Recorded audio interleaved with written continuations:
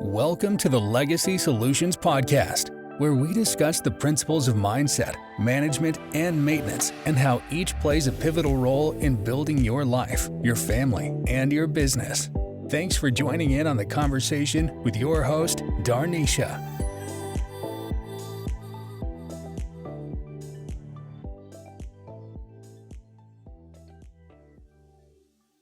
Family, welcome back. We have another episode of Legacy Solutions Podcast. And this week I have a special guest, Mr. Tariq Collins of Eagle Financial Group. Thank you so much for joining me. Yeah, I appreciate it. Thanks for having me. No problem, no problem. So please tell us, who is Tariq Collins? All right, so well, that's me, right? I'm Tariq Collins. Some people call me, or I go by Dr. Black Wealth. That's what you'll find on like my Instagram. I don't know what to say. So military man, I'm Army veteran, served for a little over 4 years. Went from there, family man, a wife, and 4 children. The last of 2 are twins. Business owner, entrepreneur, investor, and that's Tariq. Dr. Black Wealth. Yeah. I love that. So how did that name come about? One day I seen one of my friends, because I used to work at Northwestern, and I seen like his Instagram handle was like something wealth in it. And I was like, man, I need to come up with like a name for myself. And between me and my wife, I probably really want to say it was her. And we was like Dr. Black Wealth. It was one of my ambitious goals is for me to actually get my PhD. Wow. And I want to do it in finance because I want to be able to teach when I get to a certain age that I want to feel like I want to slow down, but I want to be one of those professors who have actually built something, has a business. So when I teach the kids, I can either plug them in my business or give them valuable information for them to go out into the business world and make a killing. And so I was like, I'm gonna just name myself Dr. Black Wealth. And so that's how it happened. I love it. I love it. So who do you work with? What do you do in your business? For sure. So Eagle Financial Group, we are a firm. I'm building a one-stop shop financial firm minus loans, right? And credit. So we do taxes, we do tax planning. I consider myself like a financial strategist from the tax and financial side. We do personal financial planning, life insurance. Soon we're going to be adding investments to our Rolodex that'll make us essentially that one round piece. The people we serve are business owners and high income professionals, because those are the people who have all the pain points and we have all the solutions to their pain points, right? They're paying the highest taxes. They don't know their taxes. They don't know their books. They don't know their numbers. They don't know different strategies that it takes for them to reduce their tax bill or grow their wealth. Entity strategies for them to be able to own nothing but control everything, right? And so we service those guys and girls. And they also the people who probably run to the tape the most, but don't provide themselves self-help for like them and their family, meaning their personal financial picture, right? Now that we've built the business, what does your retirement looks like, right? Do you have insurance for your spouse, the children? What is your family goals from that? And that's how we transition into the financial planning arena when it deals with our customers. That's what's up. I love that. So typically when you think of tax planning or tax strategies, you think of business owners. So it's not necessarily a business owner who would just need that, but it could be a doctor, a lawyer, an engineer, an architect, whoever. Or just someone, who works at a company and makes really good money, they may need these strategies to implement. For sure. I mean, I find that, there are execs out here that's making 2, 3, 4, $500,000 a year, right? And they love what they do as being an executive in a high paying position, right? And you don't have to be a business owner to make that much money, right? Right. However, we need the right mindset to be able to keep the money and control our taxes, our tax picture, and figure out how we're going to pass whatever it is that we're going to pass down. Because even those executive, you can't pass that job down to your son or daughter that's coming up, right? Somehow they have to be qualified for that. So what can we build, even in the midst of our employee jobs, that can help us with our family and try to bridge that generational gap? Right. And that could be, it doesn't necessarily mean a business, right? It could be, Right. rental property or, Yeah. whatever. And so I love that. I love that. I don't like how on social media nowadays, it's just everyone says own a business, own a business, own a business. Mhm. And that's good, right? There's definitely perks and benefits to owning a business. But at the same time, like we get away from the fact that we need nurses, right? Mhm. We need those people who are working a job to help not just support our economy, but um just for life in general. So Right. yeah, I definitely appreciate that. Yeah, we do. We don't. I don't think we really, and I'm a firm believer that that we do need business owners. I'm also a firm believer in just teaching like what does that really means, right? And one of my favorite things to say is everybody is a business owner, right? And people are like, why? But if you just look up the definition of a sole proprietor, right? The IRS says that all income is reportable.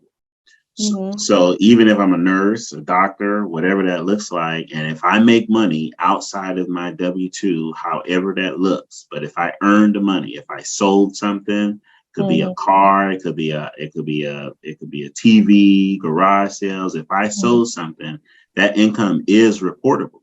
That's So true. how do you report it, right? I put a Schedule C on my 1040, which makes me a sole proprietor because I'm doing business in my name and I don't have Right. to be registered with the state, things of that nature. So I like to put that out there because if you think like that, you start to see things a bit different.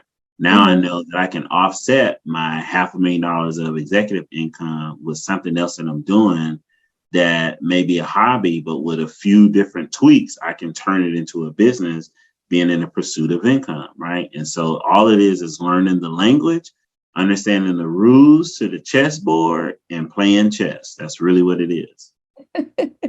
I love that playing chess. That's a very interesting perspective. Mhm. Really good. What inspired you to start getting into this? You said you worked at Northwestern. Yeah, so that's a good question. I don't really know. I know that I know growing up, I was like, I didn't finances was not on my radar. But I Mm-hmm. did have the aspiration of being a business owner. Right? I watched my dad, my grandfather, pretty much people on my father's side of the family. And then later on in life, I learned that even my grandmother, like on my mom's side, had businesses, a couple of different ones that she ran and operated. Love Fashion up in New York, right? Our family is from New York. Mm-hmm. But when I got out of the military, I was going to Regis University up in Denver, Colorado, and I ended up meeting a recruiter there from Northwestern. And so, make a long story short, I ended up doing their internship program while I was working and going to school. And it was a paid internship program. I was life and health licensed, and whatever I sold, I got commission off of. And so I love the opportunity to be able to understand how white wealthy men built money, managed money, and passed down money. And I was like, this is something that is absolutely not in our community. I have never even heard somebody speak to this level until I started to work in the rooms and be around people of Northwestern Mutual and their advisors. And so when I ended up departing them, I we started a family business. My dad brought us all together. We started a family business, and one of the businesses was taxes. So, or it was financial solutions, but we did taxes. And Mm-hmm. so I remember I was like, man, I do not want to do taxes. Right, my uncle was already in the tax game. He dealt with a lot of individual people, and I just knew what doing taxes from an individual side. And it's no disrespect to nobody, but I just knew the type of clientele that came with it. And I was like, I don't want to deal with that. But he ended up like making me do it. So I did it and I ended up being good at it. And so as I built like a vision out for myself, I had great mentors at Northwestern Mutual. I had a mentor, his name was Timothy Radden. And one of the things that he taught me was being like a visionary, right? He was like, Tariq, my vision statement for my life and business is 12 pages. And I was like, what? Why would you have a 12-page vision statement? Like, who does that?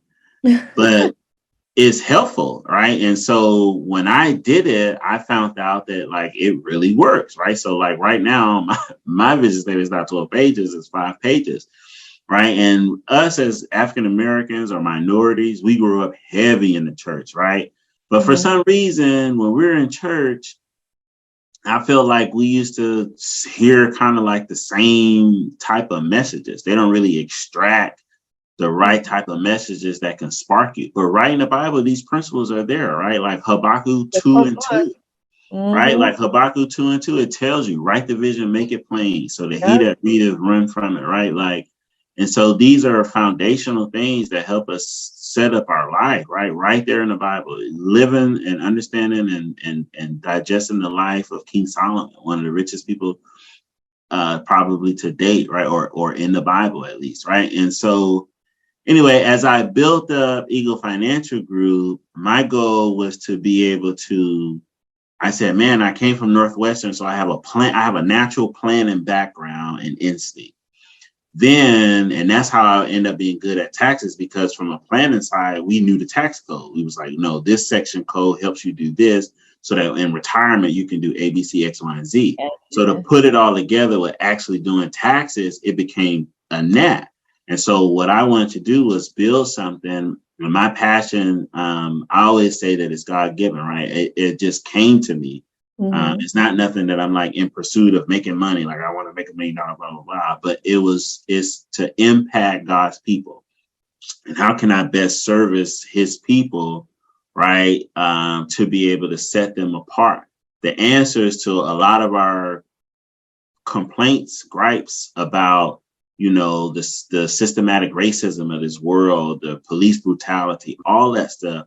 I believe one of the biggest answers to that is financial freedom, business ownership, to be able to be free, so you have freedom of choice. And so I knew that there were accountants or CPAs and EAs and tax professionals who like were straight up look at the numbers. All right, Ms. Johnson, you made 100,000, you spent 50,000, you owe 50,000 in taxes. There's absolutely nothing we can do about that, right? Et cetera, right? And you have those out there. But how do we become so bodacious? Like we can see Grant Cardone on Instagram and say, listen, I bought the jet, and was like, screw the IRS because I didn't want to pay the taxes, right? So then I started to learn that there are strategists out there who can really help people.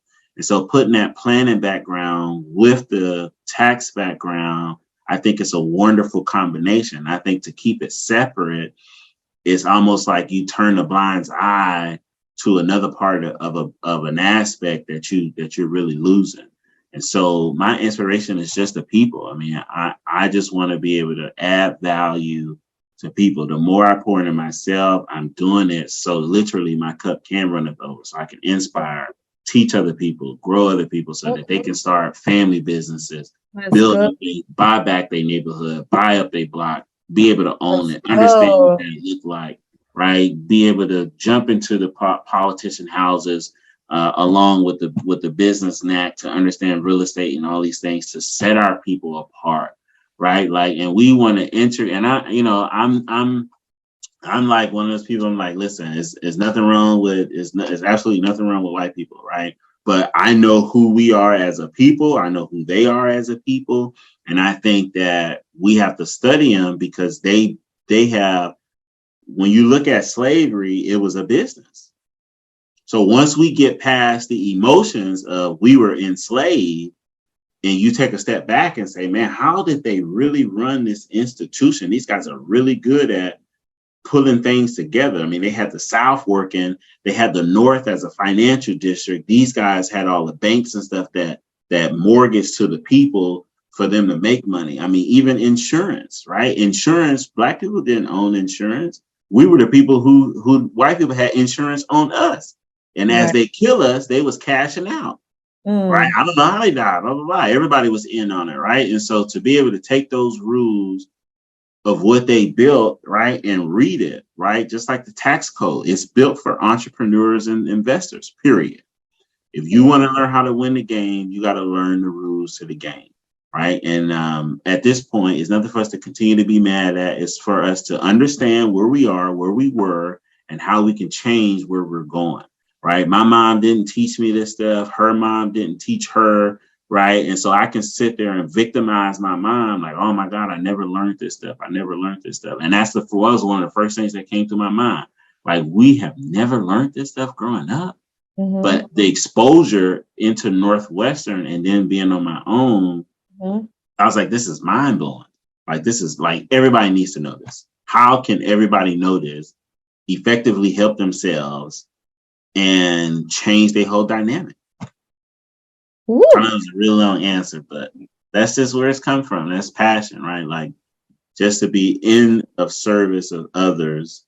And I think that God blesses those who blesses others. Absolutely.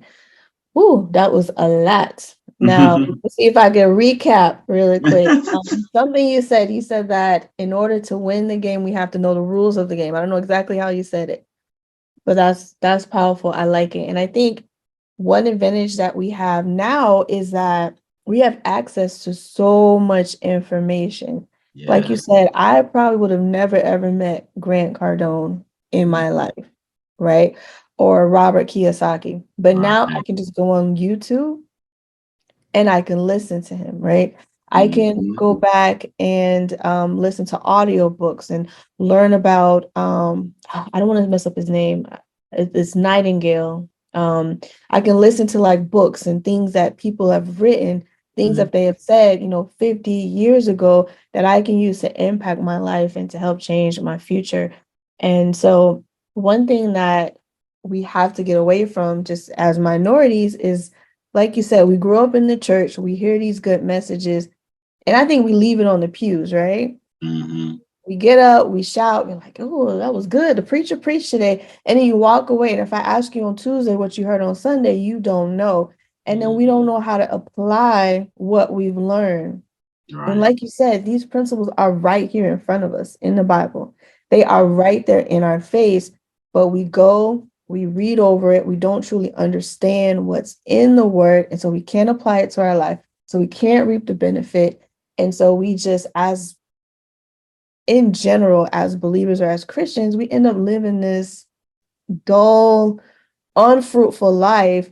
And I'm just waiting till I make it to heaven. Like, no, like, came so I can have an abundant life here, right now, not when I get to heaven, right? Yeah. Heaven is going to be a continuation of the life that I'm living now. Don't make me start preaching, so I'm going to leave it alone. So we should not rely on like religion. We have to learn how to make a practical application of whatever it is that we're learning in church, in school, on YouTube, because we spoke earlier about like taking courses and classes, but you can binge out on all these materials. And if you don't know how to apply it to your life, then it does you no good.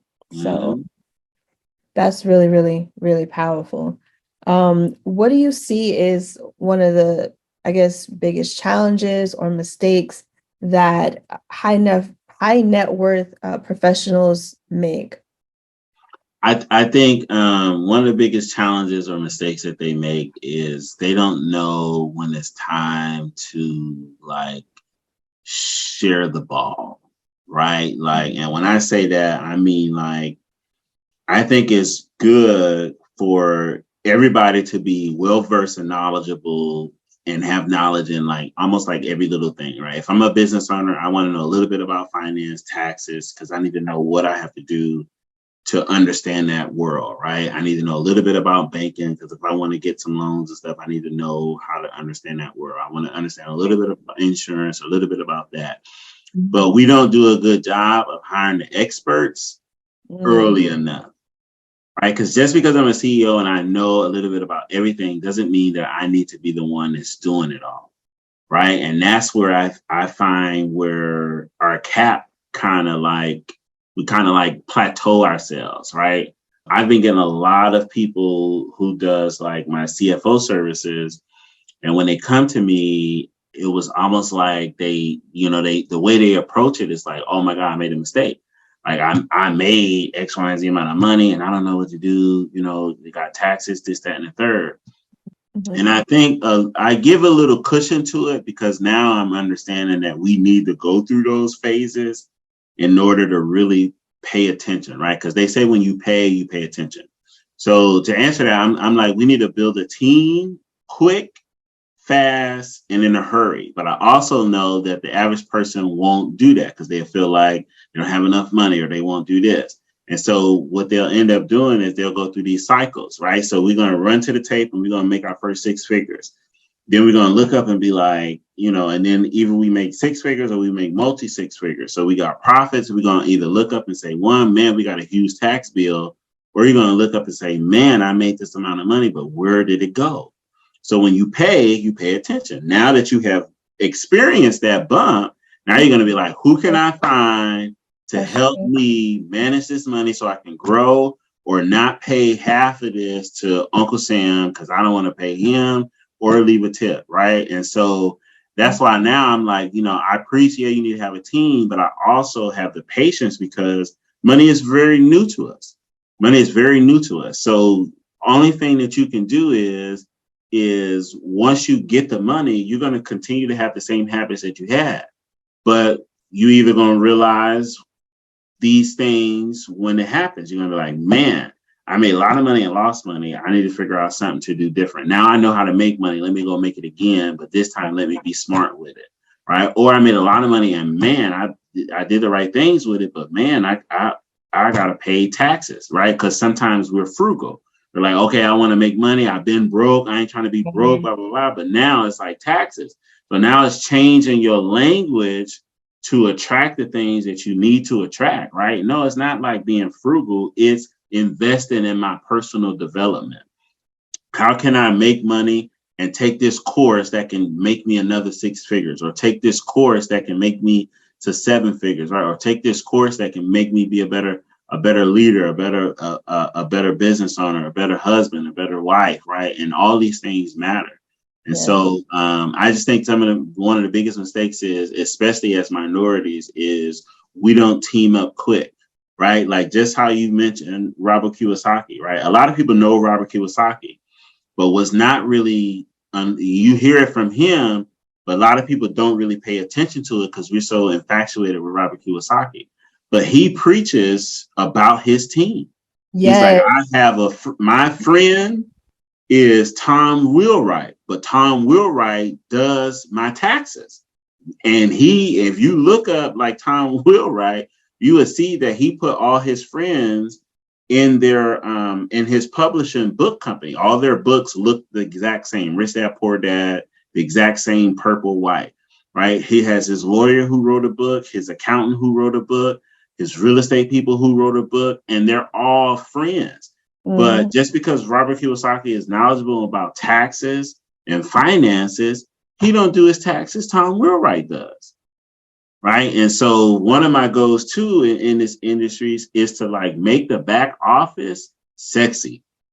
Who's the man or woman behind the man or woman that you see every day, right? The investor that's out front. Right. Who's behind Grant Cardone that's actually making these things happen? Who's helping them with his tax picture, right?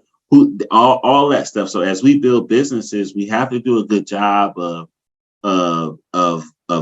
building a team early and then glorifying the team, right? Because, right, likes attract. If you make money and you killing it, and I'm like, man, you ain't paying, like, who's doing your taxes? You're like, oh man, I got this guy, Tariq, he can help you. He got this program. And now my network have just gotten bigger.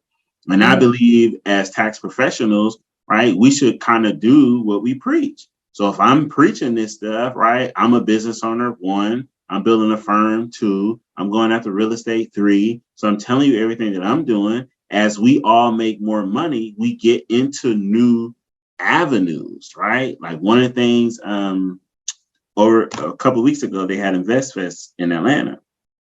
And I wasn't there, but I heard somebody tell me like Tyler Perry's story.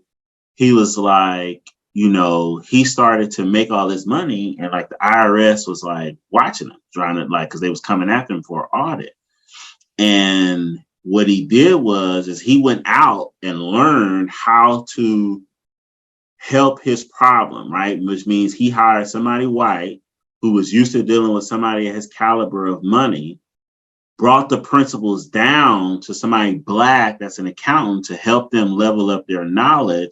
So now everybody that's a part of his team is black people around him. But he went out to get the knowledge to bring it back to build his team up. And I think that we have to do a good job of that. Some of us escape the gates of poverty. Some of us make it. Some of us get here.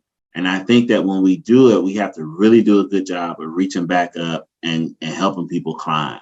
Mm-hmm. That I've probably dealt with people that's making 7 figures, right? Mm-hmm. But I haven't made it to people who's making 8 figures because I don't know nobody directly connected to me that's probably making 8 to 9 figures, right? But there's somebody out there that's doing it. Absolutely. And once I get there, then I can help you make 8, 7, 8, 9 figures, etc. Right. And so you have to do a good job of creating our team, seeking our team, building our team, and reach back and climbing up. That's good. Something that Robert Kiyosaki says is that he hires people that are smarter than him. Yes. And so I think we have to make sure, backtracking to what you said about knowing when to pass the ball, is that it's okay to have somebody on your team, to have a friend who's smarter than you, who's doing better than you, because these people are going to help you and force you to level up. Mm-hmm. And so we don't always want that. And so it's definitely a mindset shift as a community that we have to go through. Mm-hmm.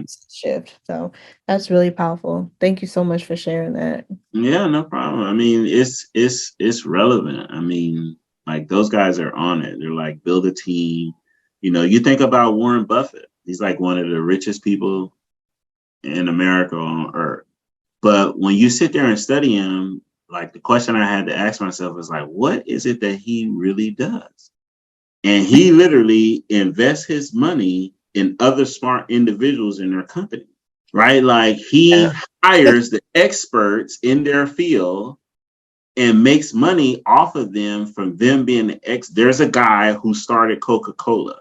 And because he perfected this company, people are able to reap the benefits. And all Warren Buffett did was made a few investments in similar to like companies of individuals who built these companies the same way and brought them all together. And he just owns a lot of their shares to be able to help their company grow. Literally. So that teaches you there, like, it's power in team and hiring experts, having smarter people around you. Because from him doing that, he understands business, finance, and it just put him in a bigger light, makes him smarter, right? And be able to understand things because he can find the right companies. Mm-hmm. But you got to ask yourself, like, he didn't build these companies. Mm-hmm. Tariq built it. I built Coca-Cola, and he seen value in me to put money into my company so my company could grow. As a result, I can help him make money, but we're going to be on the face of the earth for centuries, right? Yeah. And so that's the concept you got to really embody, study people.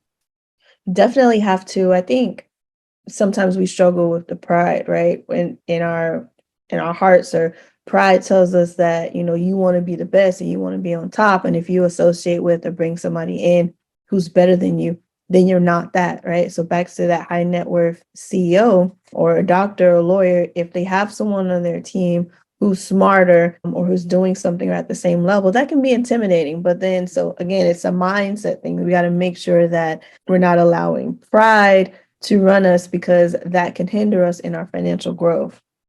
Right. I love it. I love it. Dr. Black Wealth, taking a holistic approach to our financial health. Yes. Yeah. Anything you want to share with us? Any nuggets you want to leave with us as we wrap up? I just encourage people to just go for it, man. Whatever it is that you're trying to do, go for it. What you want wants you. What you're looking for is looking for you, right? Don't let nothing or nobody hinder you. Like, we didn't even get into a story, but everybody got a story, right?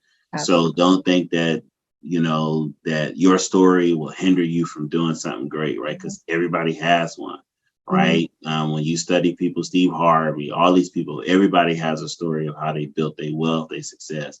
And so just go for it, right? If you're looking for a person to be able to teach advanced tax strategies, advanced financial strategies, we're rolling out a program under my Eagleton Academy program where we're teaching these people how to do advanced strategies, learn financial strategies that can help them with their finances and strategies. Just follow me on my social medias. You'll find all the links, the videos, and just tap in, gain access, tap in. Appreciate it. And what's your Instagram? Where can they find you? So you can find me on Instagram at Dr. Black Wealth. It's Dr. Black Wealth, all one word. Dr. Black Wealth on Instagram, and Tariq Collins Sr. on Facebook. It's TARIQ COLLINSSR. That's on Facebook. Yeah, that's on Facebook. Yeah. All right. Appreciate it. Thank you again so much for your time. And family, we will see you again next week on the Legacy Solutions Podcast.